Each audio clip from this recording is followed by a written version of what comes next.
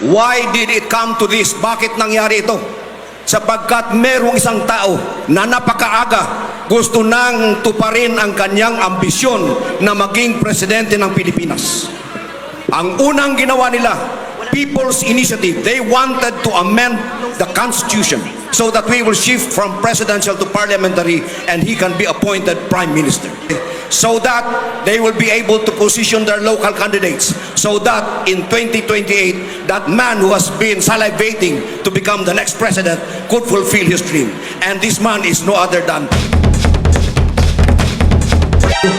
reintroduce myself, because I am sure that many of you were not born yet when I became your governor in 1998. Ako po si Manny Piñol, anak ng Mlang. I graduated valedictorian from high school and elementary. I hold a doctorate degree in rural economic development. I was mayor of Mlang, governor of Cotabato, vice governor of Cotabato, secretary of agriculture, chairman of the Mindanao Development Authority, and the first and only Filipino to be elected chairperson of the United Nations Food and Agriculture Organization.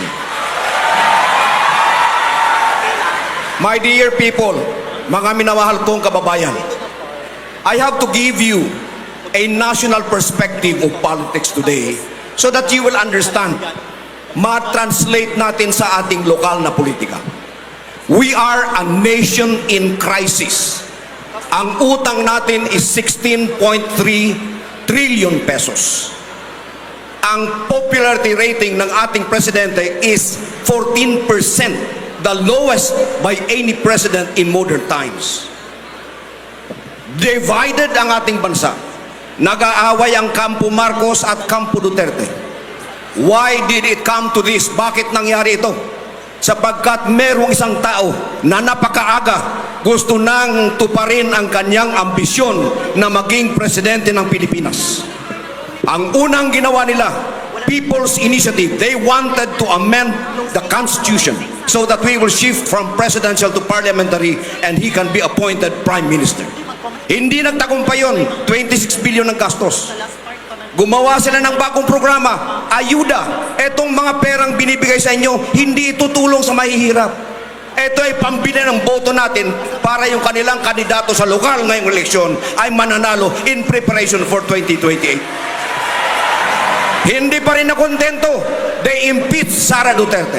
Hindi pa rin nakontento, they exiled the former president to The Hague to be tried by a foreign court. My dear friends, all of this have bearing on our local politics. Sapagkat, ang totoo niyan, etong mga ayudang tinatanggap ninyo ngayon ay bahagi ng isang matinding plano para bilhin ang mga boto ng ating mga botante so that they will be able to position their local candidates so that in 2028, that man who has been salivating to become the next president could fulfill his dream. And this man is no other than Martin Romualdez. I am not going to gamble the future of my children. I am not going to gamble the future of our province. Kaya nung magdesisyon ako na tumakbo bilang gobernador, gumawa ako ng programa to create an independent, virtual independent province of North Cotabato. Agriculture, productivity, food sufficiency, jobs for our people, health, at lubos sa lahat, scholarship for our children. My dear friends, we will focus on agriculture. There is no other way. Ang palay ngayon, 15. Ang bigas, 60. Hindi pwedeng magpatuloy yan. We have to do something about it. And we have to come up with a program to stop this. By doing improvements in agriculture, we have to go back to the basic. Hydrology study, soil analysis, and then we support our farmers by starting what I call corporate governance. Makikialam na ang provincial government sa pamamagitan ng Provincial Economic Enterprise in buying the palay of your tatay and nanay sa magandang presyo at ibenta natin sa lokal na palengke sa magandang presyo. We will also support our corn farmers by buying their corn at a good price and, of course, selling feeds, supporting our livestock and our poultry programs. We have to go back to the basic issue of sending our children to school for free. We have to go back to the basic service of government to provide health, libreng ospital na ginawa na natin noong akong gobernador ninyo. Meron pa akong 6 seconds. Sorry, I was interrupted at 6 seconds. Nawala tuloy ako. So, babalikan natin yung mga programa. Anyway, we will have question and answer and I will be able to answer some of the questions later today. Thank you. At ang tanong po natin ay, bilang tumatakbo sa posisyon na pagka-gobernador, sa pagkakataong ito, ano sa palagay ninyo ang inyong magagawa pa na hindi pa nagagawa ng nakaupo sa kasalukuyan? My experience as former Agriculture Secretary actually widened my perspective in the field of agriculture. And I will use this to the hilt. Halimbawa, yung problema natin sa disconnect ng presyo ng palay, 15 ang kilo, sa presyo ng bigas, 60, kailangang makorek natin yon. And the only way to do that is for the provincial government to establish an economic enterprise that will participate in the procurement of the palay from the farmers at a good price of maybe 22 pesos per kilo. At ipagigiling natin yan, ibebenta sa bigasan ng mga barangay within our communities at 45 pesos per kilo.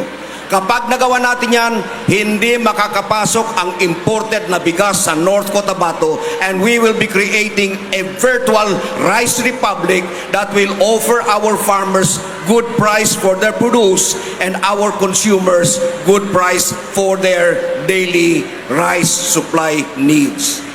Ang aking karanasan sa agrikultura has also enriched my perception. Kailangan balikan natin ang agrikultura because there is no other hope for this country. Sa gitna ng kaguluhan sa national level, nagkakagulo sila eh. Hindi natin alam, ma-impeach ba si Sara, makukonvict ba siya, makakabalik ba si President Duterte, mananalo ba si Martin Romualdez as President. All of these things could not be answered today.